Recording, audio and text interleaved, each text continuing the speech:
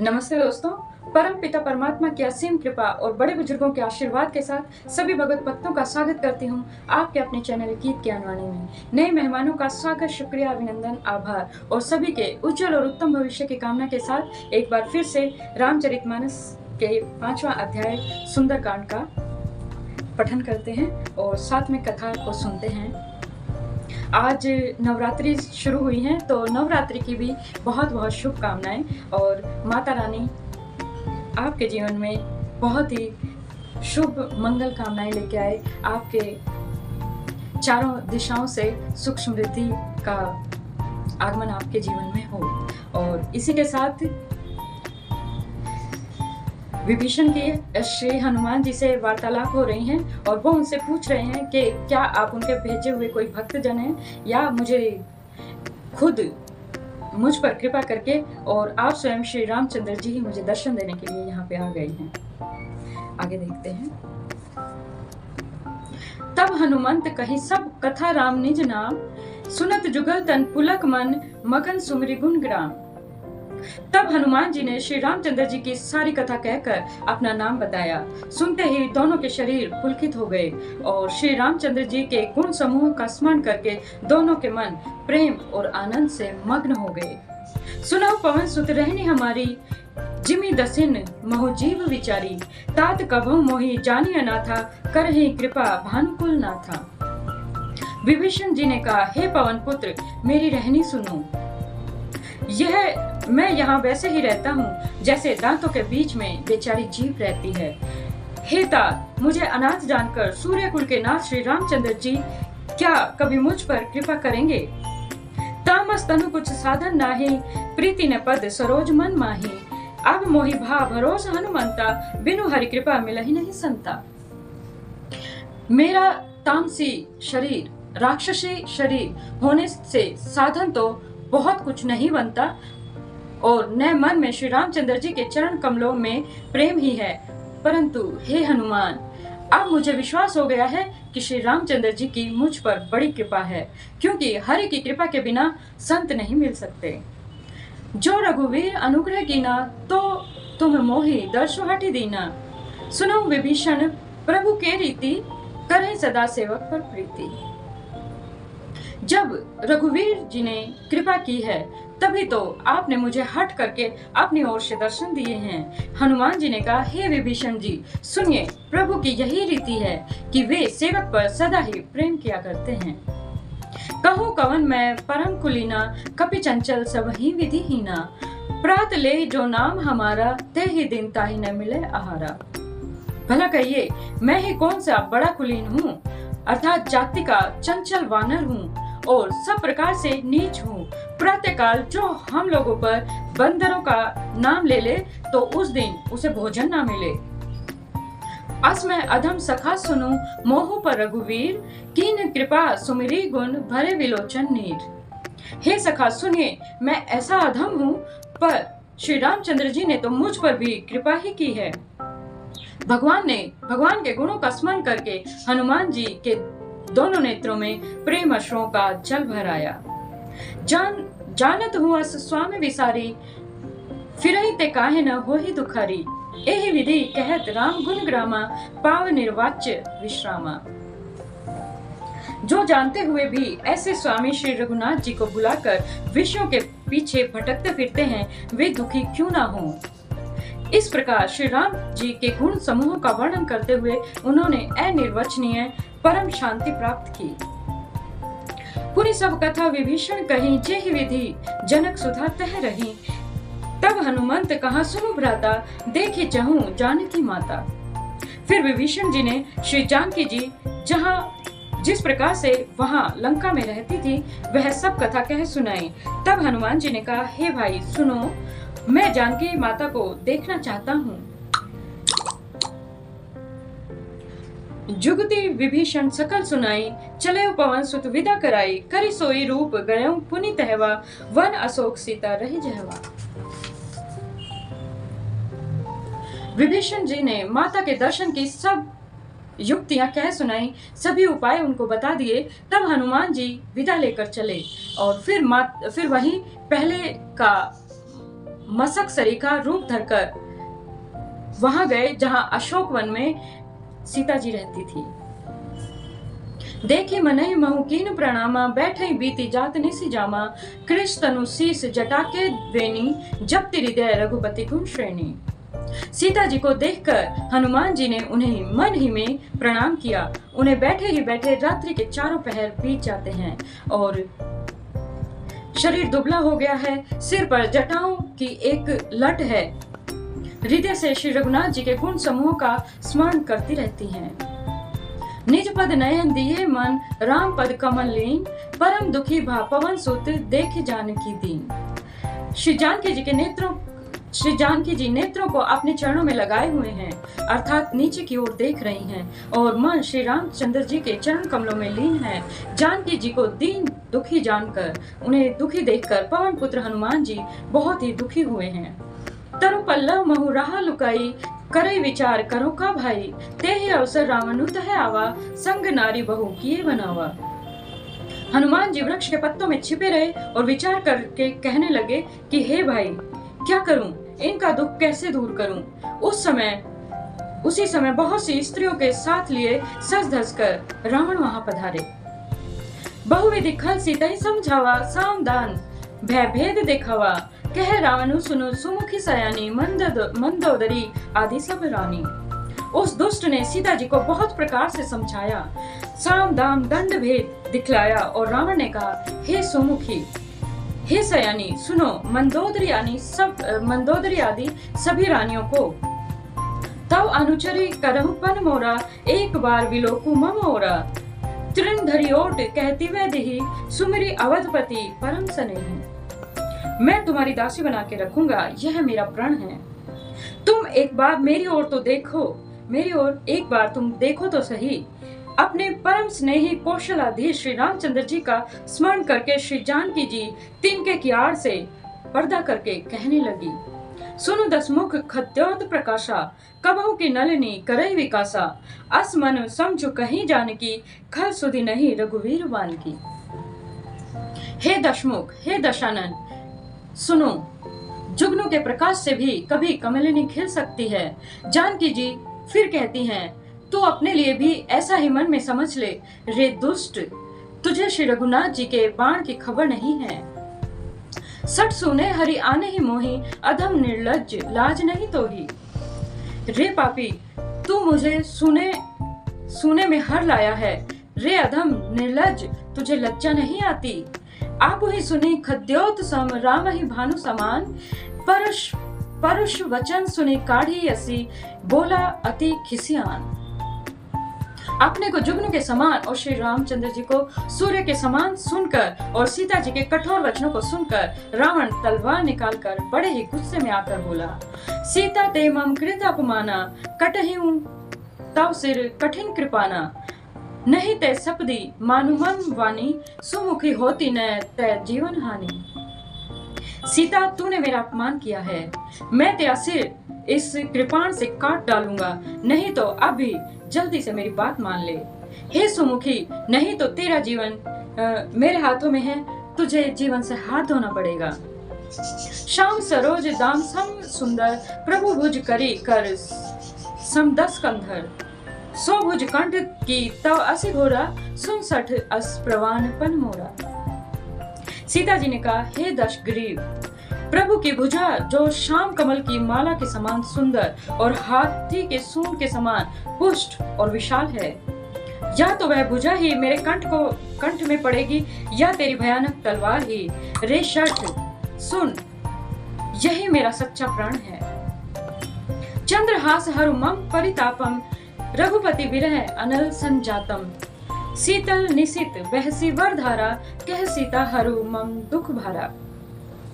सीता जी कहती हैं, हे चंद्रहास, हे तलवार, श्री रघुवीर जी के विरह की अग्नि में उत्पन्न मेरी बड़ी भारी जलन को तू हर ले। हे तलवार, तू शीतल, तीव्र और श्रेष्ठ धारा बहाती है, अर्थात तेरी धारा ठंडी और तेज है, तू मेरे दुख के बोझ को हर ले। सुनत वचन पुनि मारव धावा, मयत नया कहीं नीति बुझावा, कहे सी सकल निशिचरहीन बुलाई, सीता ही बहुविधि त्रासहु जाई। सीता जी के ये वचन सुनते ही वह मारने के लिए दौड़ा, और तब मैं दानव की पुत्री मंदोदरी ने नीति कहकर उसे समझाया। तब रावण ने सब राक्षसियों को बुलाकर कहा कि जाकर सीता को बहुत प्रकार से वह दिखलाओ। मास दिवस महु कहा न माना, तो मैं मारवी काढ़ी कृपाणा। यदि महीने भर में यह कहा ना माने तो मैं इसे तलवार निकाल कर मार डालूंगा। भवन गयो 10 कंधर, यहाँ पिशाचिनी वृंद, सीता ही त्रास देखा वहीं धरई रूप मधुमंत। यूं कहकर रावण घर को चला गया, और यहाँ राक्षसियों के समूह बहुत ही बुरे से बुरे रूप धरकर सीता जी को भय दिखलाने में लग गए। त्रिजटा नाम राक्षसी एका, राम चरण रति निपुण विवेका, सभी न बोली सुनाए सी सपना, सीता ही सेई करहु हित अपना। उनमें से एक त्रिजटा नाम की राक्षसी थी। उसकी श्री रामचंद्र जी के चरणों में बहुत प्रीति थी और वह ज्ञान में निपुण थी। उसने सबों को बुलाकर अपना स्वप्न सुनाया और कहा, सीता जी की सेवा करके अपना कल्याण कर लो। सपने वानर लंका जारी, जातु धान सेना सब मारी, खर आरूढ़ नगन दस सीसा, मुंडित सिर खंडित भुज सीसा। स्वप्न में मैंने देखा कि एक बंदर ने लंका जला दी है और राक्षसों की सारी सेना मार डाली है। रावण नंगा है और गधे पर सवार है, उसके सिर मुंडे हुए हैं और 20 भुजाएं कटी हुई पड़ी हैं।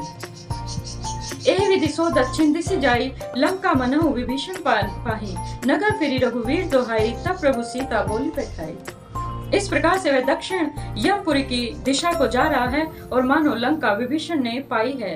नगर में श्री रामचंद्र जी की दुहाई फिर गई और तब प्रभु ने श्री सीता जी को बुला भेजा है। यह सपना मैं कहूँ पुकारी, हो ही सत्य गए दिन चारी, तासु वचन सुनी ते सब डरी, जनक सुता ते चरण नहीं परे। मैं पुकार कर अर्थात निश्चय करके कहती हूँ कि यह स्वप्न 4 दिनों बाद सत्य होकर रहेगा। उसके वचन सुनकर सभी राक्षसियां डर गई और जानकी जी के चरणों में गिर पड़ी। जह तह गई सकल तब सीता कर मन सोच, मास दिवस बीते मोही मारही निशिचर पोच। तब इसके बाद वे सब जहां तहां चली गई। सीता जी मन में सोच कर कहने लगी कि 1 महीना बीत जाने पर नीच राक्षस रावण मुझे मारेगा। त्रिजटा सन बोली कर जोरी, मातु विपत्ति संगनी मैं तोरी, तजो देह करूं बेगी उपाय, दुसहु बिरहूं अब नहीं सह जाई। सीता जी को हाथ जोड़कर त्रिजटा बोली, हे माता, तू मेरी विपत्ति की संगनी है, जल्दी कोई ऐसा उपाय कर जिससे मैं शरीर छोड़ सकूं। विरह असह्य हो चला है, अब यह सहा नहीं जाता। यह सीता जी ने त्रिजटा को बोला। आनी काठ रचुचिता बनाई, मातु अनल पुनी देही लगाई, सत्य करही मम प्रीति सयानी, सुने को श्रवण सूल संवानी। काठ लगाकर चिता बनाकर सजा दे, हे माता, फिर उसमें आग लगा दे। हे सयानी, तू मेरी प्रीति को सत्य कर दे। रावण की शूल के समान दुख देने वाली वाणी कानों से कौन सुने। सुनत वचन पद गही समझाए सी, प्रभु प्रताप बल सुजसु सुनाए सी। निसी ने अनल मिल सुनो सुकुमारी, अस कही सो निज भवन से धारी। सीता जी के वचन सुनकर त्रिजटा ने चरण पकड़कर उन्हें समझाया और प्रभु का प्रताप बल और सुयश सुनाया।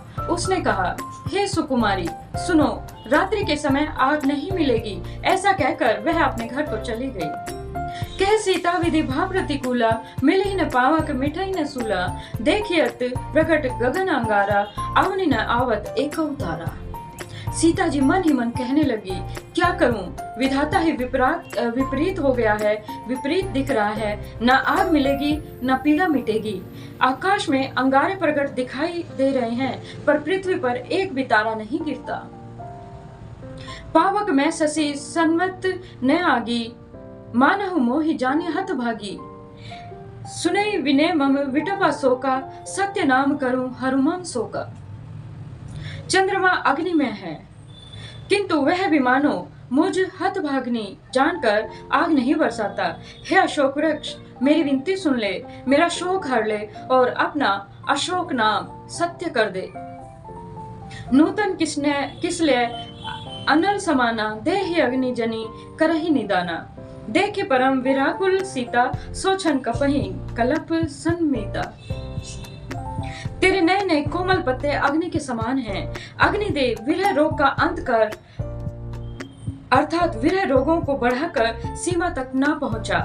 सीता जी को विरह से परम व्याकुल देखकर वह क्षण श्री हनुमान जी को कल्प के समान बीता। कपिकर हृदय विचार दीन मुद्रिका डारी तब, जनो अशोक अंगार दीन हर्षि उठी कर कहे। तब हनुमान जी ने हृदय में विचार कर सीता जी के सामने अंगूठी डाल दी और मानो अशोक ने अंगार दे दिया हो, यह समझकर सीता जी ने हर्षित होकर उठकर उसे हाथ में ले लिया। तब देखी मुद्रिका मनोहर राम नाम अंकित अति सुंदर, चकित चितव मुद्री पहचानी हर्ष विषाद हृदय कुलानी। तब उन्होंने राम नाम से अंकित अत्यंत सुंदर और मनोहर अंगूठी देखी। अंगूठी को पहचान कर सीता जी आश्चर्यचकित होकर उसे देखने लगी और हर्ष और विषाद से हृदय में अकुला उठी। जीती को सकई अजय रघुराई, माया ते असी रची नहीं जाई। सीता मन विचार कर नाना, मधुर वचन बोले हनुमाना। वे सोचने लगी, श्री रघुनाथ जी तो सर्वथा अजय हैं, उन्हें कौन जीत सकता है, और माया से ऐसी माया के उपादान से सर्वथा रहित दिव्य चिन्मय अंगूठी बनाई नहीं जा सकती। सीता जी मन में अनेक प्रकार से विचार कर ही रही थी। इसी समय हनुमान जी मधुर वचन बोले।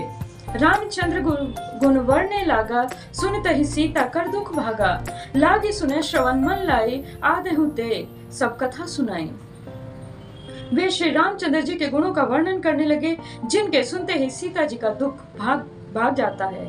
वे कान और मन लगाकर उन्हें सुनने लगी। हनुमान जी ने आदि से लेकर और सारी कथा कह सुनाई।